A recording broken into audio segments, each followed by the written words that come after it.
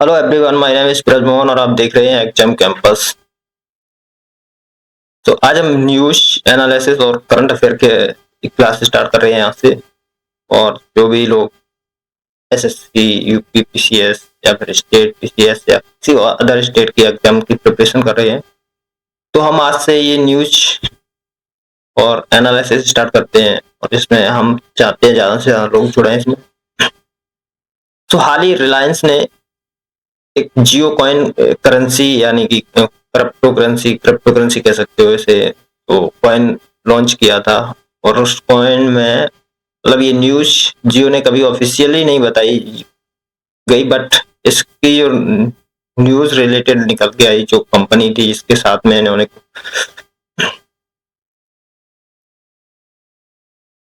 एक company blockchain develop और वैसी जो इस फील्ड में काम करती है, जैसे उसका नाम था पॉलीगन लैब्स। ये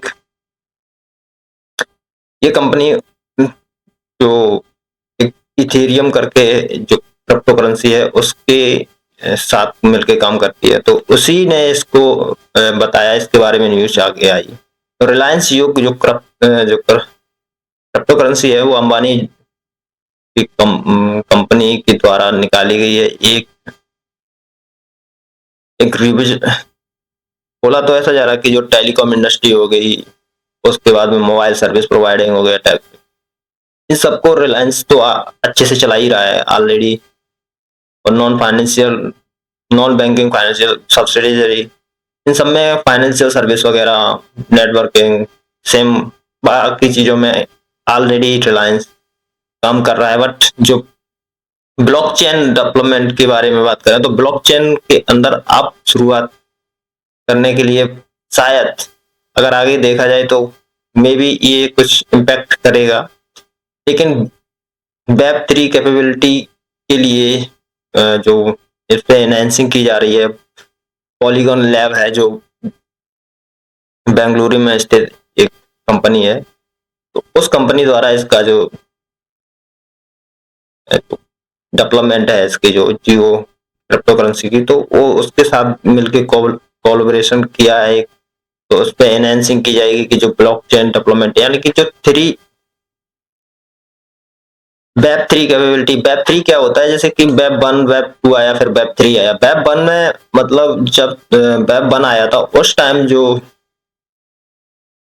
सर्विसेज थी, जो वेब ब्राउजर वगैरह पे हम जो खोलते थे चीजें, केवल हम क्या कर सकते थे, उसे पढ़ सकते थे, केवल देख सकते थे बस। उसके बाद में कोई इंटरेक्शन नहीं कर सकते थे बहुत ज्यादा।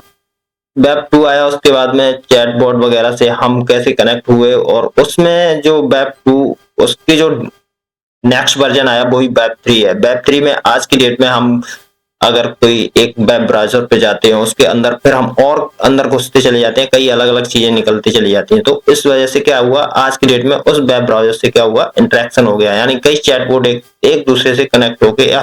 और इंटरनली क्या हो गए, वो सेपरेट हो गए। सेपरेट मतलब अलग अलग ब्लॉक बन गए, सबका अलग अलग ब्लॉक बन गया, और अलग अलग ब्लॉक में जो काम करेगा तो उस एक अपना ब्लॉक बन। तो इसी को जब कई ब्लॉक्स को एक साथ जोड़ेंगे तो इसी को बोलते हैं ब्लॉकचेन डेवलपमेंट। तो ऐसी तरह से एक जो ये क्रिप्टो करेंसी है वो काम करती है। तो कई ब्लॉक्स को एक साथ जोड़ के इसी को आगे बनाया जाता है, और इसकी जो माइनिंग होती है या फिर जो इसे डेवलप किया जाता है, तो वो इसी तरह से होता है। कई अलग अलग कंप्यूटर, थाउजेंड्स ऑफ कंप्यूटर्स को एक साथ जोड़ के इस पे काम होता है। तो हम आगे देखेंगे क्या क्या कैपेबिलिटी है। तो web 3 capability is extended integrated capability is expected to provide Jio. लगभग 450 मिलियन यूजर्स ऑलरेडी जियो के हैं, और जो data privacy control, personal data, इस तरह की जो एक्सेसिबिलिटी है, इनोवेटिव सर्विस प्रोवाइड करने की बात कही गई है इसमें।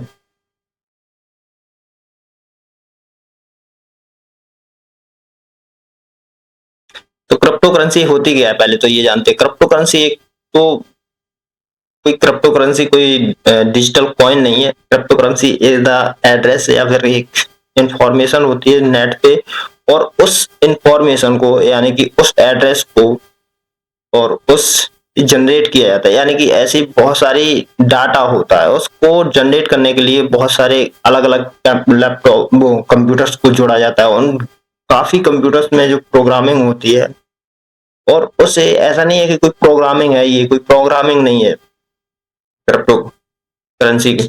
लेकिन ये क्रिप्टो करेंसी अब आज की डेट में जितनी इन्फ्लुएंस्ड हो रही है, जैसे कि अभी डोनाल्ड ट्रंप वगैरह ने भी अपना एक बिटकॉइन निकाला था, वो कॉइन निकाला था ट्रंप कॉइन करके। उसके बाद में उसकी पत्नी है मेलानिया, उसने भी अपना एक कॉइन निकाला था। तो इस तरह से जो सुपर रिच लोग हैं कुछ, वो अपने इस तरह की चीजें करते हैं, बट उससे कोई मतलब नहीं हमें। हम सिर्फ जानेंगे कि आज बिटकॉइन क्या होता है और कैसे काम करता है। बिटकॉइन एक्चुअली हम जिस तरह से अपनी करेंसी को यूज में लेते हैं, करेंसी क्या होता है कि हम हैंड टू हैंड करेंसी, या फिर हम स्कैन करके, जो आज की डेट में चल रही है कि हम डायरेक्ट जाके किसी भी शॉप पे जाते हैं, फिर कहीं जाते हैं तो हम प्रोवाइड करा देते हैं कि हमारे पास कैश नहीं है तो हम ऑनलाइन कर दे रहे हैं। तो ऑनलाइन करने का मेन रीजन क्या होता है कि हम एक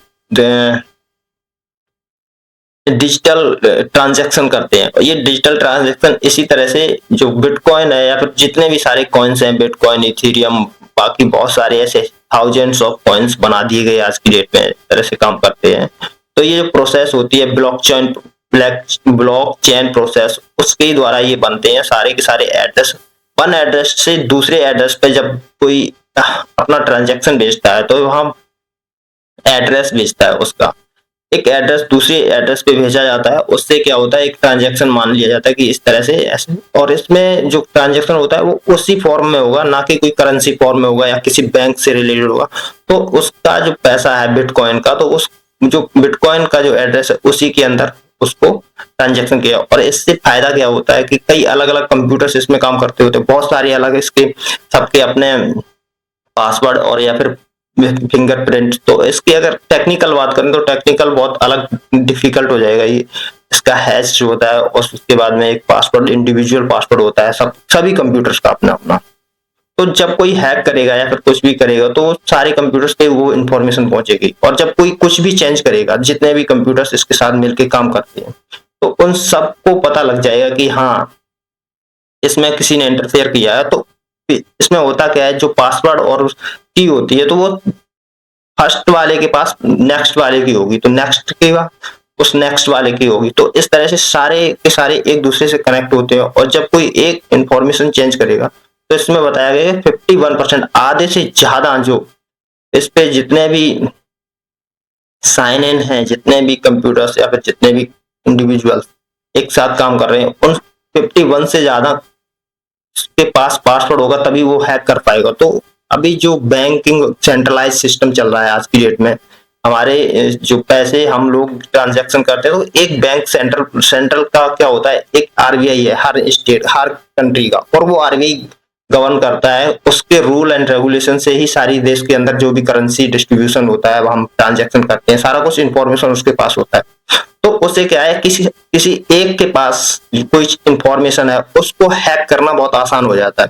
तो इसी वजह से जो ये जो ब्लॉकचेन डेवलपमेंट्स है, ये बहुत ही ज्यादा एक सिक्योर चीज मानी गई है, जो आगे फ्यूचर में इसका बहुत ज्यादा यूज होने वाला है। और इसी के वजह से, क्योंकि इसे हैक नहीं किया जा सकता, देखो, हैक करना एक इंडिविजुअल को और हजारों को हैक करना बहुत अलग डिफरेंस होता है, और इसे हैक करने में बहुत टाइम लगेगा। तो इसे हैक किया जाएगा तब तक इसको जानकारी हो जाएगी कि हाँ, इसे कोई हैक कर रहा है या फिर कुछ इसमें कर रहा है, तो उसको बचाया जा सकता है। लेकिन जब कोई इंडिविजुअल अकेले ही चीज को जब हैक किया जाएगा, जैसे कि आरबीआई के पास जो भी डाटा है उसका कोई हैक करेगा, तो इंडिया की सारी इंफॉर्मेशन निकाल के किसी दूसरे, तो उससे आसान है कि वो हैक कर सकता है एक जगह की इंफॉर्मेशन को। और मल्टी कंप्यूटर्स में अलग अलग इंफॉर्मेशन है, तो फिर वो इंफॉर्मेशन अगर कोई हैक करने की कोशिश भी करेगा, तो जो स्टार्टिंग में हम बता रहे हैं कि जब हम जानते हैं, जैसे कि जो हमारे जो कुछ साल पहले या फिर कुछ सेंचुरी पहले, मतलब हम 78 कुछ ईयर्स हुए हैं हमारे देश को, 75 77, तो तब से लेके आज तक हम रुपए पैसे का यूज करते हैं। एक सेंट्रलाइज सिस्टम है, तो हमारे यहाँ बैंक है, आरबीआई है, हम इसको ट्रांजेक्शन करते रहते हैं। बट पहले के टाइम पे स्टार्टिंग में जब लोग ट्रांजैक्शन करते थे, उनके पास तो ना मनी थी, नहीं पैसे थे, तो वो किस तरह से यूज करते थे, तो एक वाटर सिस्टम चलता था। वाटर सिस्टम में क्या होता है कि जिस चीज को मुझे नीड है वो हम आपको दे देंगे, और आपको जो नीड है वो अगर मेरे पास होगा, हम उसके बदले आपको वो चीज दे देंगे। तो वो मुझे दूसरा इंसान मुझे प्रोवाइड करा देगा, मैं उसे प्रोवाइड कुछ चीज करा देंगे। तो ऐसे वाटर सिस्टम करके अपना काम चलाते थे, मतलब लोगों को ट्रांजेक्शन का कोई सिस्टम ही नहीं था। फिर धीरे धीरे चेंज हुआ। फिर जो पुराने किंगडम वगैरह थे, उनके पास वो कुछ इम्पोर्टेंट जैसे कि मेटल्स वगैरह है, जैसे सोना है, चांदी है, तो इस तरह की चीजों को यूज करने लगे। उन्होंने कुछ एल्यूमिनियम वगैरह के कुछ कॉइन्स बनाए और उन कॉइन्स को यूज करना शुरू कर दिया। फिर आया सेंट्रलाइज सिस्टम, यानी कि बैंक सिस्टम। बैंकिंग सिस्टम में यानी कि सबसे पहले अमेरिका ने एक सोना रखा गिरवी, मतलब एक स्टार्टिंग टाइम पे उसने जब करेंसी का प्रयोग किया, तो उस करेंसी के प्रयोग में एक सोन उसके बदले एक गोल्ड, मतलब कितना गोल्ड है उसके हिसाब से पैसे उसे ट्रांजैक्शन एक रिसिप्ट दी जाती थी कि इसके जो भी चीजें आपने कोई मेटल वगैरह है, जैसे कि कोई प्रीसियस मेटल्स है, डायमंड है या गोल्ड है या सिल्वर है कोई है, तो उसके बदले एक रिसिप्ट मिलती थी, और उससे आप जाके कोई ट्रेड या फिर जो भी करना चाहते हो वो कर सकते थे। तो इस तरह से धीरे धीरे ये चीजें बदली। फिर उसके बाद नोट आया। नोट की वैल्यू तभी लिखी होती है, बैंक आपको बोलती है कि मैं धारक को इतने पैसे अदा करने का पसंद है, तो उस पर गारंटी दिया होता है कि बैंक द्वारा कि इतना आपकी कीमत है इस नोट की। अब चलो सेकंड न्यूज आज की क्या देखते हैं। तो इसरो ने 100 मिसाइल लॉन्च किया है। इसरो 100 नाविक मिसाइल वो सॉरी मिशन लॉन्च किया है। दिस इज नाविक सैटेलाइट। नाविक सैटेलाइट मतलब होता है कि हमारे यहाँ जो भी नेविगेशन सिस्टम है उसके लिए सैटेलाइट लॉन्च किया गया, और ये 100 सैटेलाइट है जो GSLV द्वारा किया गया है। तो GSLV F-15 द्वारा किया गया। ये NVS-02 लॉन्च किया गया है। भारत का जो सिस्टम है, जो सैटेलाइट सिस्टम है, जो स्वदेशी नेविगेशन सिस्टम हमारा जो नाविक उस नाम से जाना जाता है, तो लगभग 1500 किलोमीटर के दायरे को ये सटीक नेविगेशन कर पाएगा। और ये सैटेलाइट आज नहीं, ये रिप्लेस किए जा रहे हैं सैटेलाइट। पहले भी हमारे ये सैटेलाइट ऑलरेडी वर्किंग में है, तो इनको जो ओल्ड या फिर जो वर्किंग नहीं है उनका एक टाइम पीरियड होता है, वो खत्म हो गए। उस टाइम पीरियड के बाद उसका टाइम लिमिट होती है कि इतने दिन तक ये काम करेगा, तो उसी को रिप्लेस किया जा रहा है। जी सेकंड सैटेलाइट जो भेजा जा रहा है, तो ये हमारे GSLV F-15 द्वारा भेजा गया है। ये नेविगेशन सिस्टम काम कैसे करता है, यानी कि जो भी हम लोकेशंस वगैरह देखते हैं, या फिर हमारे जो जहाज हैं, या फिर हम किसी एरोप्लेन, या फिर कहीं हम अपनी गाड़ी को, जैसे कि हम जियो गूगल मैप वगैरह यूज करते हैं, इसी तरह से इंडियन सैटेलाइट सिस्टम जो अपना खुद का नेविगेशन सिस्टम बनाया है इंडिया ने, वो 1500 किलोमीटर के एरिया को कवर करेगा। तो इसी को अपने, जैसे हमारे यहाँ कोई समुद्री, वायु या भूमि से रिलेटेड कोई भी नेविगेशन करना है, तो इसे बेहतर बनाने के लिए इसको प्रयोग किया गया है। इसको कृषि किसानों के लिए भी सटीक प्रदान काम करने के लिए जहाज को, और हमारी जो बाउंड्रीज है उसकी निगरानी करने के लिए जो ड्रोन वगैरह है इसकी, और जो जितने भी ऑटोमेशन मोड, जैसे कि ग्राउंड कंट्रोल सिस्टम होता है, जैसे कि मान लीजिए अभी तो हम बहुत सारी चीजें इनिशियली स्टार्ट कर रहे हैं। कई ऐसे देश हैं जहां ये सारी चीजें नहीं है। हम काफी अच्छी प्रोग्रेसिव में है, क्योंकि जैसे अमेरिका के बाद रूस, और उसके बाद में जापान और चाइना के पास भी अपना एक नेविगेशन सिस्टम है। बट इंडिया का अपना खुद का है, बट हम अपने केवल अपने ही कंट्री के अंदर अपने ही चीजों को नेविगेट कर सकते हैं। बट अभी हम कोशिश कर रहे हैं कि हमारे आगे बढ़ के और सैटेलाइट लॉन्च होंगे, धीरे धीरे करके हम शायद पूरे पृथ्वी के क्षेत्रफल में नेविगेट कर सकें। अभी इतना हमारा उतना चीजें अच्छी बन नहीं पाई है, बट जैसे कई बार क्या होता है जिसपे हम डिपेंड है, USA के नेविगेशन सिस्टम में GPS, तो उस GPS को कभी अमेरिका के साथ हमारी अनबन हो जाए या कुछ हो जाए, तो अमेरिका ना दे हमें अपनी चीजें, प्रोवाइड करा है, तो हम हमारे पास अपना इंडिविजुअल चीजें हैं जहां से हम नेविगेट कर सकते हैं, क्योंकि हमारा जब एक बार इंडिया ने पहले भी ट्राई करके देखा था यूएसए से कि हमें जब हम वॉर में थे, उस टाइम हमारा वॉर पाकिस्तान के साथ चल रहा था, तो इंडिया ने मांगा था कि हमें नेविगेशन सिस्टम चाहिए, तो अमेरिका ने मना कर दिया था, उस टाइम रिफ्यूज कर दिया था कि हम नहीं दे पाएंगे। तब से इंडिया ने कोशिश किया कि हम अपना खुद का नेविगेशन सिस्टम बनाएंगे, कभी भी हम ऐसा मेरी किसी इस तरह की स्थिति आती है तो आगे जाके इंडिया अपना खुद का नेविगेशन सिस्टम को यूज कर पाए। तो नेविगेशन सिस्टम में जैसे हम ड्रोन वगैरह सैटेलाइट यूज करते हैं, या फिर ड्रोन बात हो गया, या फिर कोई कोई मान लीजिए बाहरी साइबर और बहुत सारी चीजें ऐसी होती हैं कि जैसे कि हम अपना खुद का एक इंडियन ओरिजिन का चीजें बना के तो हम अपने आप पे सिक्योर हो सकेंगे। जीपीएस सिग्नल्स को पता लगेगा कि हमारा कोई इंडियन टेरिटोरी में बिना परमिशन के या फिर कोई भी ऐसी चीजें हैं जो हम नेविगेट कर सकते हैं। लाइक भारत की बढ़ती अंतरिक्ष शक्ति है, जैसे इस सैटेलाइट सिस्टम में बेंगलुरु में बनाया गया है इसे, और इसमें जो इसका वजन है 2250 किलोग्राम है, और इसमें L1, L5 and S band में नेविगेट किया जाएगा। इसको पेलोड लगाए गए हैं इसके इस तरह से, तो इसकी तकनीक का उपयोग किया जा रहा है। कुल 5 सैटेलाइट शामिल होंगे इसमें जो भारत को नेविगेशन के क्षेत्र में आत्मनिर्भर बनाएंगे। इसरो का यह 100वां मिशन है और केवल भारतीय अंतरिक्ष में बढ़ती भारत की क्षमता दर्शाता है, बल्कि पूरे रूप मजबूत बनाता है। नेविगेशन सिस्टम माध्यम से अंतरिक्ष वैज्ञानिक प्रौद्योगिकी जैसे आत्मनिर्भर बनाएगा। और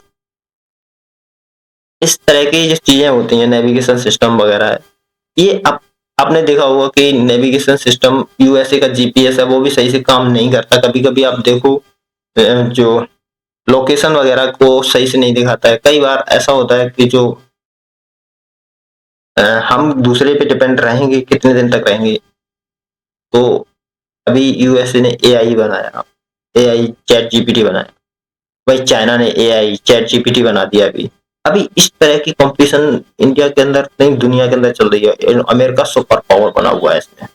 इंडिया जबकि आईटी सर्विसेज में सबसे टॉप में है, बट हम लोग पिछले कई सालों से ऐसी ट्राई कर रहे हैं कि हम इस टेक्निकल चीजें बहुत ज्यादा बना सकें, लेकिन हमारे देश के अंदर इतना आर्थिक स्थिति और बाकी चीजें देखी जाए तो उतना सक्षम नहीं है, बट कोशिश कर रहे हैं। हमारे लोग काफी अच्छा कर रहे हैं, बाहर में जाके इंडिया से बाहर जाके भी लोग अच्छा कर रहे हैं। तो हो सकता है आगे जाके ये सारी चीजें एक प्रॉब्लम जो क्रिएट हो रही है वो आगे सॉल्व हो, बट अभी के लिए तो बहुत सारी प्रॉब्लम्स क्रिएट हो रही हैं सर।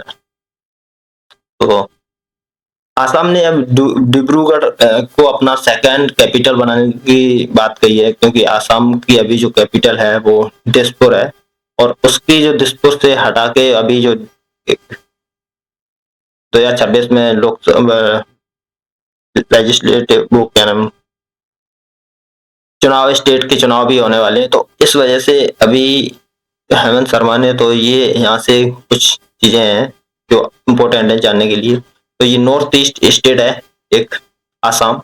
तो आसाम में ब्रह्मपुत्र से निकलती है, वो ब्रह्मपुत्र आगे से आती है अरुणाचल से, अरुणाचल से बाद आसाम में, आसाम से होके सीधी बांग्लादेश चली जाती है। तो ये आसाम जो येलो में दिख रहा है ये वाला, तो ये पूरा स्टेट आसाम है। तो आसाम की मेन इंपॉर्टेंट कुछ चीजें हैं वो जानने के लिए बहुत जरूरी है। क्या क्या इंपॉर्टेंट चीजें हैं, जैसे कि आसाम का जो कैपिटल वो तो पता ही है आपको, आसाम का जो मुख्यमंत्री है वो हेमंत बिस्वा है। और आसाम आसाम एक्चुअली जब बना था, जब फाउंडेशन ईयर था 1956 में, आसाम नॉर्थ ईस्ट का स्टेट बना। इसकी जो सबसे बड़ी नदी है वो सिर्फ ब्रह्मपुत्र ही है। स्टेट का बर्ड पक्षी, अगर पक्षी की बात करें तो डक बर्ड है, वो डक है जिसको बर्ड स्टेट बोलते हैं, स्टेट ऑफ बर्ड्स बोलते हैं। भाई मेजर रिवर ब्रह्मपुत्र हो गई, स्टेट फ्लावर ऑर्चिड है, स्टेट एनिमल को वन रेवानो बोल सकते हैं, एक पूनो नेशनल पार्क में पाई जाने वाली चीज। तो ये इम्पोर्टेंट चीज थी आज के लिए। ये जो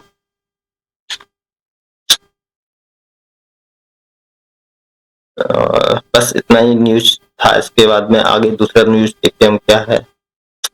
हाँ, उत्तराखंड के बारे में कुछ जान लेते हैं। उत्तराखंड में अभी 38th नेशनल गेम्स हो रहे हैं देहरादून में, उत्तराखंड की राजधानी भी वैसे भी देहरादून है। अभी मोदी जी ने इनॉग्रेट किया इसका, और वहाँ के जो सीएम थे तो उन्होंने, तो इसे ग्रीन गेम्स बोला गया है।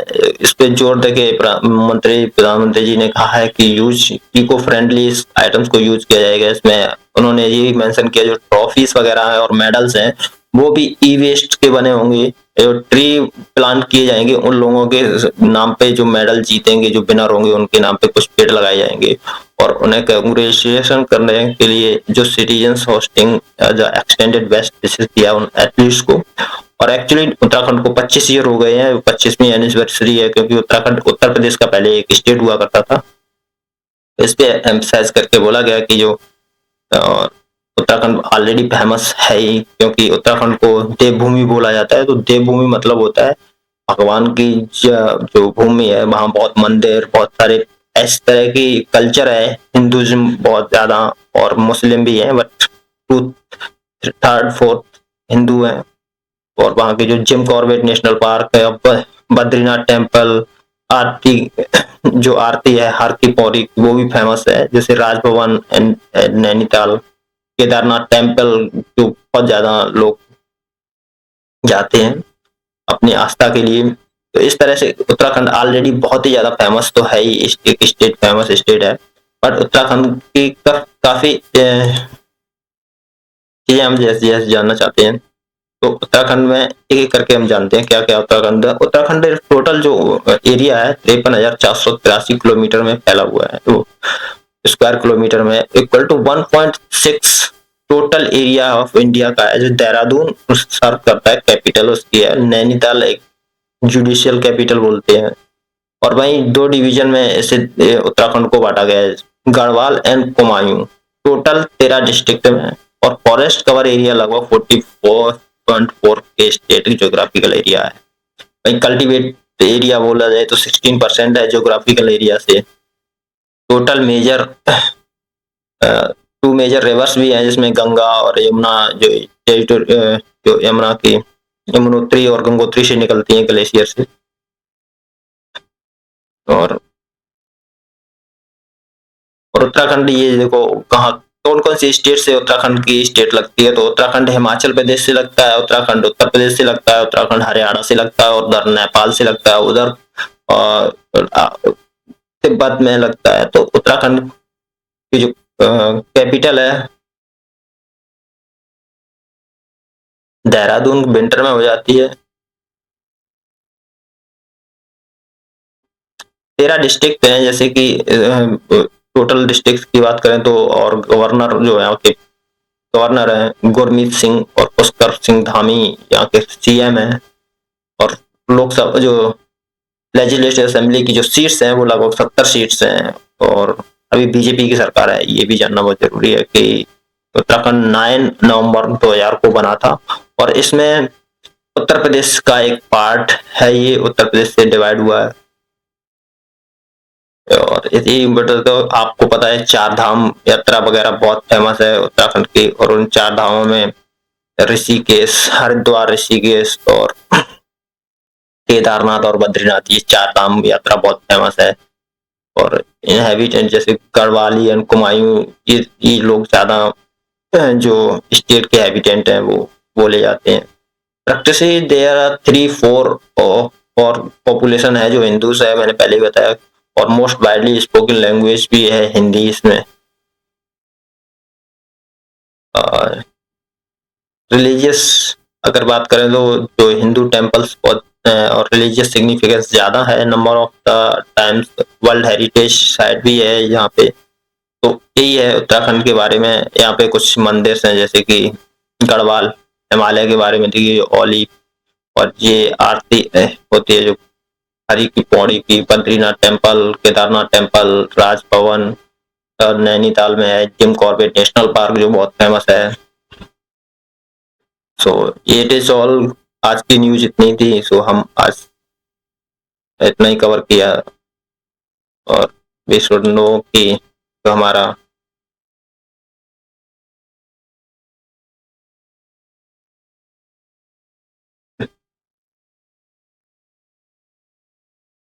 और हमें ये जानना चाहिए कि जो इसके बारे में थोड़ी बात और कर लेते हैं। जीएसएलवी एक्चुअली जीएसएलवी और जो आज की जो रॉकेट लॉन्च किया गया है इसमें एक क्रायोजेनिक इंजन था। क्रायोजेनिक इंजन मतलब होता है जो लिक्विड फॉर्म में हाइड्रोजन होती है और ऑक्सीजन होती है, ये फ्यूल होता है उसके अंदर। और इसके तीन वो होते हैं चैम्बर्स, मतलब फर्स्ट चैम्बर में क्रायोजेनिक होता है, सेकंड में लिक्विड, फिर तीसरे में सॉलिड। तो लिक्विड जो क्रायोजेनिक जो फ्यूल होता है वो बना होता है हाइड्रोजन एंड ऑक्सीजन से मिलकर।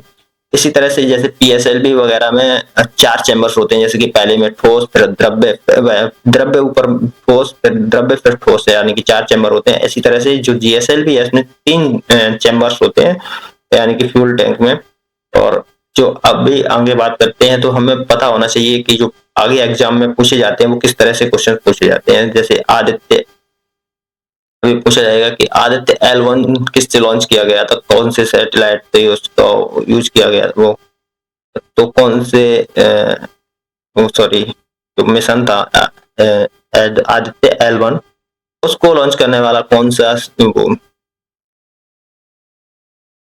तो हम किस किस उसकी बात करेंगे तो हमारे पास था PSLV C75 से लॉन्च किया गया था। और EOS किससे लॉन्च किया गया, EOS 08। तो SSLV D3 से एक्टोसैट, PSLV C58 भाई चंद्रयान 3, LVM 3M4। मंगलयान को PSLV C25 से, और प्रोब 3 को PSLV C59, और स्पारडेक्स को PSLV C60। तो इस तरह से चीजों को याद रखना जरूरी है। और इनसे क्या होता है कि जब क्वेश्चन पूछे जाते हैं वो जरूरी नहीं कि यही वाला कि किससे लॉन्च किया गया, तो आगे बताना पड़ेगा कि कौन सी चीजें, कौन सी कहाँ पे किस रॉकेट में कौन से सैटेलाइट को यूज किया गया था। तो आपको पता होना चाहिए, उसका नाम भी मालूम होना चाहिए। सो तो अभी नेशनल गेम्स हो रहे हैं वो 38 हैं। उससे पहले जो 37 हुआ था वो गोवा में हुआ था, और 36 हुआ था गुजरात में।